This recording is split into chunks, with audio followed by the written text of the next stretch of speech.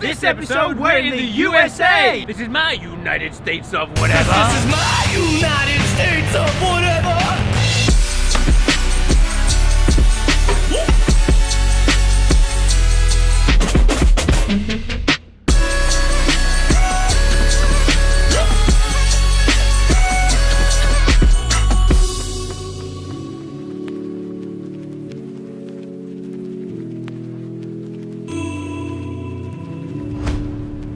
So, my friend, here we are in LA, Hollywood specifically. Amazing, eh? The land of the rich and famous, where people have come from all over the world to make it big, to become successful in the movies, and to become a film star. There's those great kind of stars on Hollywood Boulevard which mark those names that have made it. Incredible. Do you think that one day the Ginger Vicar, the Baldwin Bishop, might have their very own star? This series, mate, deserves a star. I mean, come on, I am the Baldwin Bishop. What are you talking about, mate?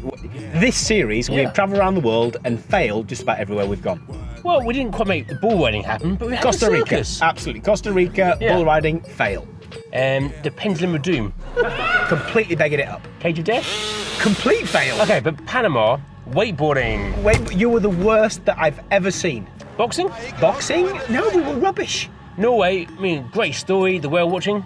Did you see a whale? Yeah, true. Okay, but Morocco, stuntmen. Stuntmen? We sucked at riding horses. Come on! This episode, we're going to turn failure into success. We're going to succeed at something. It's going to be epic. And we're going to make it this time. We are. Failure is not an option. Come on. Is this an appropriate moment for a hug? No, let's go.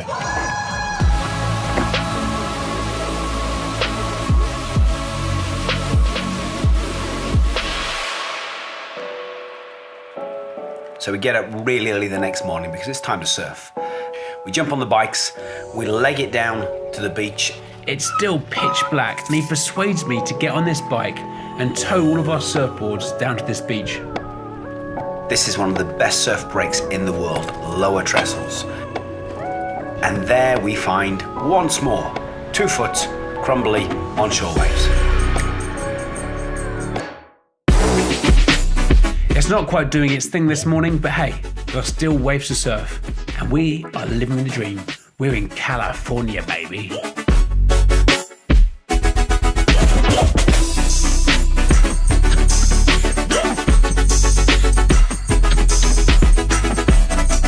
We've tried to catch a few waves, we've had some fun, we've seen some incredible kids just ripping to pieces. One of the greatest things about travelling the world is that you get to meet different people. And on this trip, we were looking to meet with people who could help us deal with failure. So we're off to meet a captain. Captain in the Marine Corps. Captain Joshua. Joshua. There you go. Captain Joshua. Joshua has a challenge for us. He hasn't really explained what it's going to be, but he loads us into the car and takes us off to the military base. We're not quite sure what to expect, but suddenly we find ourselves at the bottom of this big peak. We put on his heavy army gear. So here we are on a military base in California with Captain Joshua, about to do some kind of exercise. Sure. And here's something of his story. Yeah, great outfit. Yeah, beautiful. Let's do it.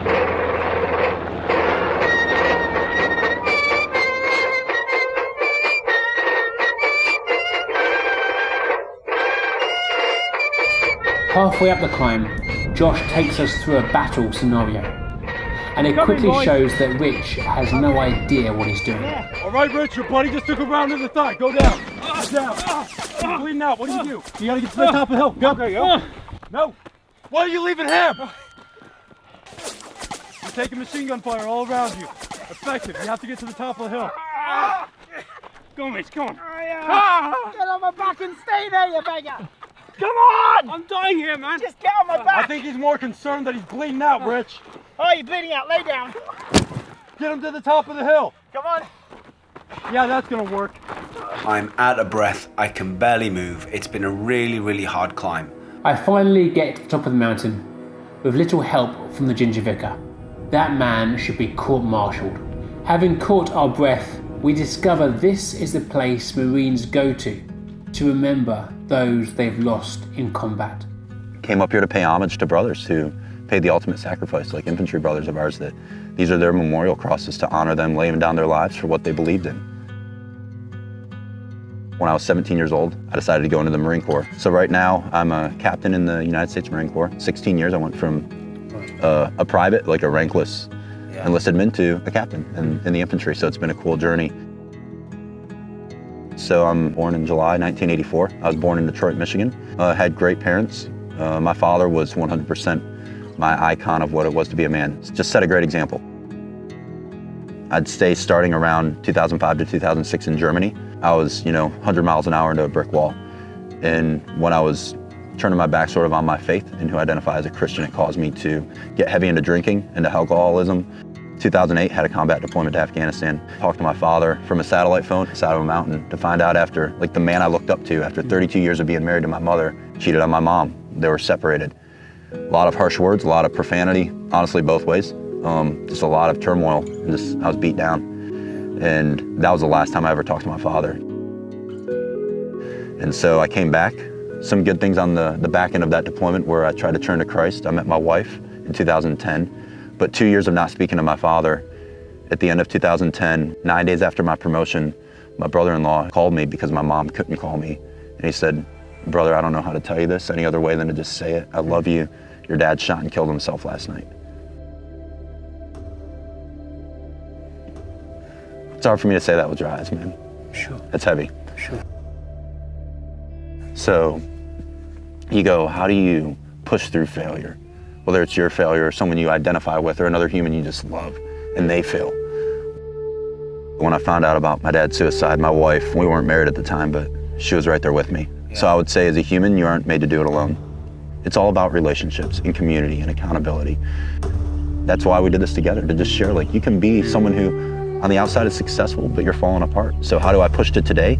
Talking to you guys about this, if my story dies with me and I don't share it with people, then I'm missing the mark of who I am. I'm missing the mark to challenge other men, other women, children, regardless of age or gender or what your belief is. We struggle, and how do you push through that failure?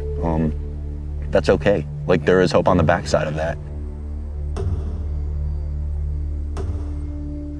George has had some pretty tough battles, but he had kept on going. He had persevered. It meant that his story wasn't cut short. Actually, his story was giving me and Rich an idea of how we could live our lives better. As we continue on this journey up the coast, I think Josh's story would stay with me. As I looked at the different challenges I was going to try and do, and kept thinking about how we deal with our failures. As we start our road trip north, it's a great feeling of expectation of adventures that are about to take place.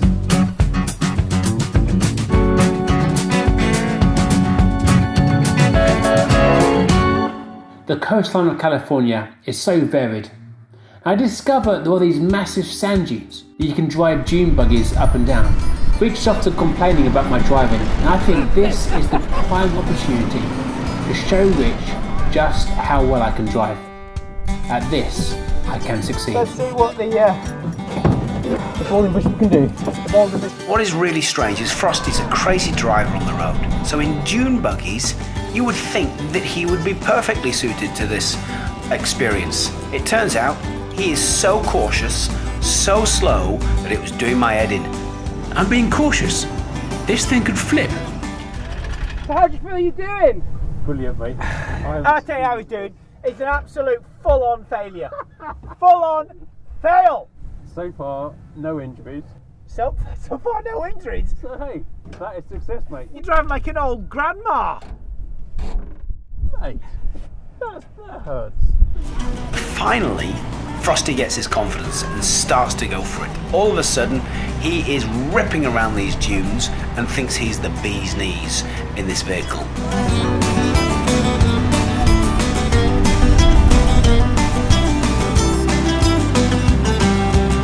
He flies off this ridge.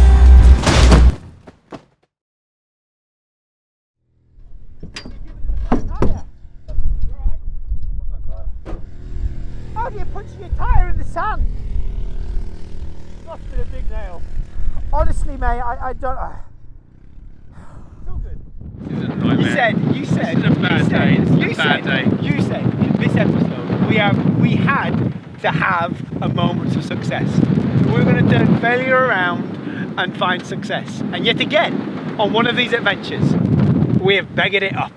When I say we, let me be very clear, I mean him. Not mentioning any names of who's responsible for this calamity. It is. I just want to say that Rich kept saying, Frosty, you're not going fast enough. He kept putting his foot on my foot on top of the accelerator to try and go fast for the entire time, saying I wasn't going fast enough. It's because you got stuck everywhere we went, because you went... I was being safe and secure. Safe and secure. And successful. Apply that rule to your driving on the roads, not here in the sand dunes. You go slow, we get stuck. And at the very moment that you needed to go slow, you gassed it and pumped the tyre.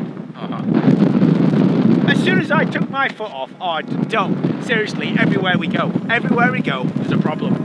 Frosty and I get into a real argument this time, and he can't cope and storms off. Joshua made it clear that you have to work as a team, and Frosty and I were struggling to do that. Our tiredness, our different views, and trying to place the blame on one another was dominating our thought and therefore dominating our behaviour. And I was kind of a little bit ashamed of how I treated him. I'd already failed. So I'm left there by myself until he eventually returns. We're kind of sat there now, not speaking to one another. We now have to wait until we get rescued. This could take forever. And worst of all, I'm stuck with a ginger vicar. This guy is beginning to do my head in. The station with the best music. Best music. I love the music. Best music.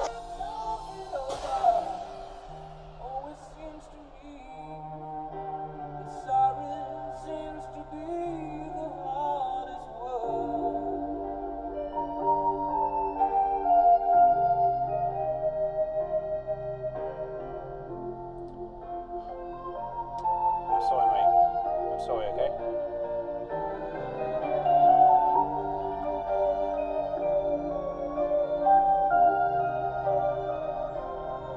Alright. I'm sorry too, man.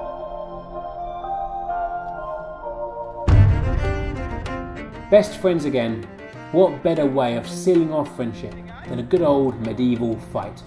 We turn up in this park in the middle of LA, and these guys are here with swords and maces and axes. Here we are with some of the guys from the US team who travel around the world and compete internationally, and tonight they're going to teach us how to knock seven bells out of each other with medieval armour and weapons. It's going to be epic. I feel like I'm entering a history book as I begin to put on all this armour and chainmail. Now being fully loaded in this armour, I realise that I am King Richard. They call me the Lionheart. The ginger vicar roars like a lion.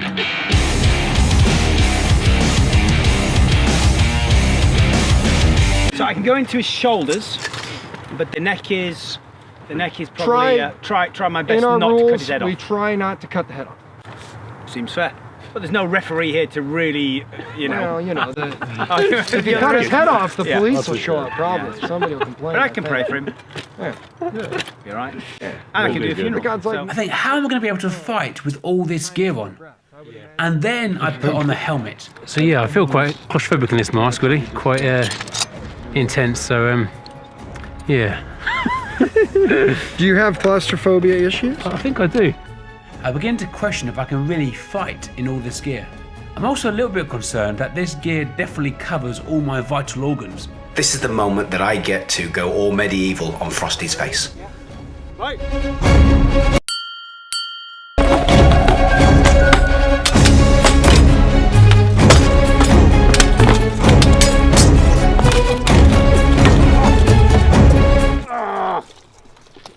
Where are you going?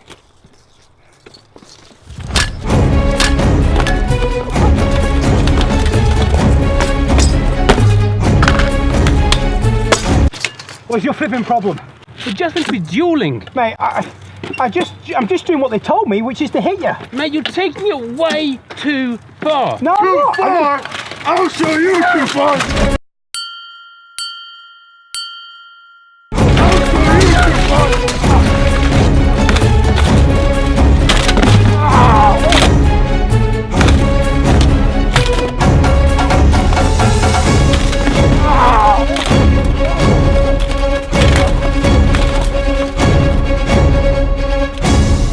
Got me in the crown jewels.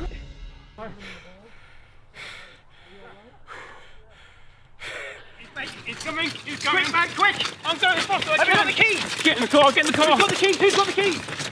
Who's got the keys? You've got the keys. He's coming! He's coming! Who's got the From the truck! Open the door! The door!